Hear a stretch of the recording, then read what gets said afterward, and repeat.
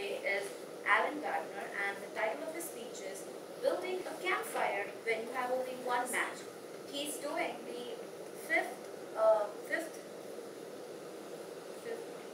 manual speech, which is Your Body Speaks. Alan.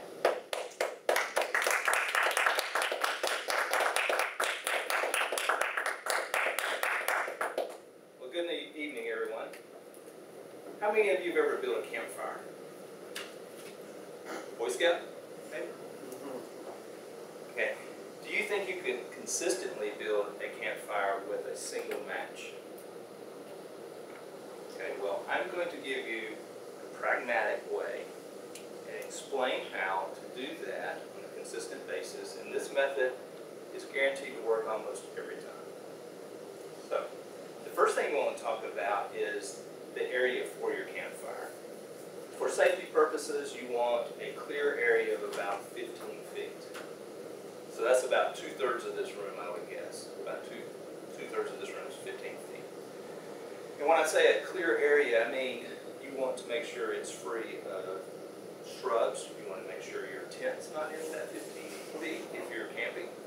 You don't want any overhanging branches that may catch on fire. And then once you select an area, then you want to also, well, part of the selection process too is to figure out where the wind is coming from. You want to shield your fire area from the wind as much as possible, because if you only have one match, the wind may take care of it for you, right? So once you find a good area, then you want to actually clear the ground space. You want to make sure that it's free of leaves, pine needles, sticks, anything that can catch on fire. Once you have cleared this area and you have a central place that you're going to put your fire, you need a fire pit. And if the campground doesn't supply a fire pit for you, you can dig one. You can dig one right 8 to 12 inches deep, and then you can put rocks around the edge of it to make sure it helps contain the fire better. And the width of the fire ring can be anywhere from 2.5 to 3 feet, depending on how big of a fire that you want to build. Now, a fire needs 3 things in order to have a flame. You need air or oxygen. You need a fuel, which in our case is going to be firewood. Okay, but it can be gasoline or anything else that burns. And then you also need a heat source or something to ignite the fuel. And for us, that's going to be that single match I was talking about earlier. That's going to be our heat source. Now there's also 3 different types of firewood. You have tinder, you have kindling, and then what we call fuel wood, which are larger pieces of wood. Tinder is very small twigs. If you think of the size of your match that we've been talking about, that's about the diameter of tinder. It doesn't have to be that short. It can be longer. It can be 6, 8, 10 inches long. And then the next size of firewood is the kindling. And the kindling ranges in size from the diameter of a pencil maybe to about the diameter of my forefinger, about 1 inch in diameter. Okay? And you want a good variety of that. And then the fuel wood is going to be larger pieces of wood that's going to burn longer. If you've ever been to a convenience store, you've seen the stacks of wood by the door that you can use for your fireplace. That's what I would call fuel wood. Okay. Now, once we have our tinder, our kindling, and our fuel wood, by the way, one of the most important things I want to tell you tonight is to make sure you have enough tinder.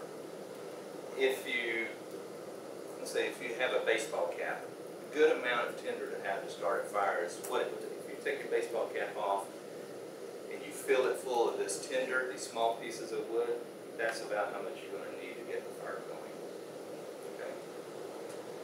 So now we have our tinder, we have our kindling, we have our fuel wood, and we want to start preparing for the fire itself. The first thing we're going to do is take a handful of the tinder, and we want to loosely place it in the middle of our fire ring.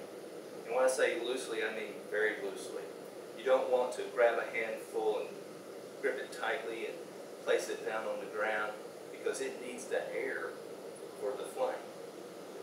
So you want want to make sure there's plenty of air between the pieces of your tinder. Then once you have your small pile of tinder, you can begin to place the kindling around the tinder. The kindling, there's a variety of ways to place the kindling. Probably the most popular way of doing it is a teepee style. If you think about Native Americans and their teepees, they have long poles that come up that are slanted vertically, and they meet at the top and they lean against each other. And you can do the same thing with your kindling. You can make it form a teepee over your little loose kindling, tinder that you have. Okay. Then, once we have that in place, we're ready to start the fire. So but before I strike the match, let's say the wind is coming from this direction. I want to make sure that I have my body to the wind to protect the match. Okay?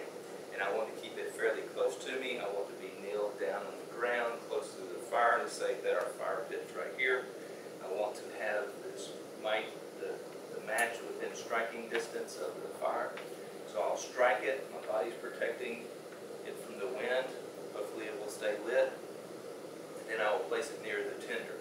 Now I don't want to touch the match to the sticks, the tinder or the kindling, because when you light a match, only the tip of it is burning at first. If you touch the tip to a piece of wood, you cut off its oxygen supply.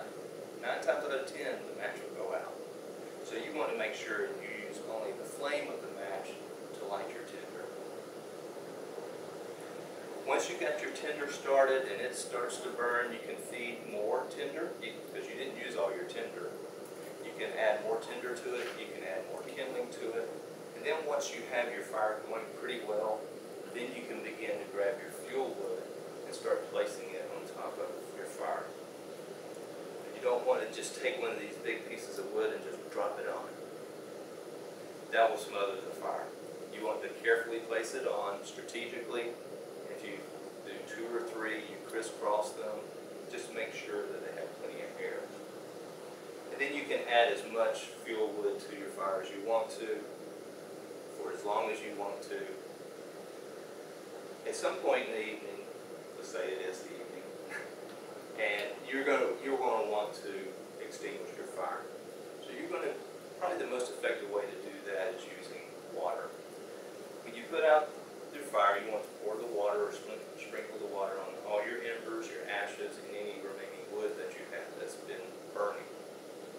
Then you'll take a stick or a shovel or something and stir it around in your fire pit to try to make sure everything gets wet. If you put your hand over your fire pit and it's still warm, you haven't used enough water. You need to add more water. When you're done, you should be able to actually touch where the fire was. Smokey the Bear would really like it if you did that. So, this method that I've taught you tonight, you should be able to use this in building a fire in your fireplace. The same principle. Start out with tinder, kindling, and then your fuel wood. Hopefully this information I've given you will help you in building your next campfire. Thank you.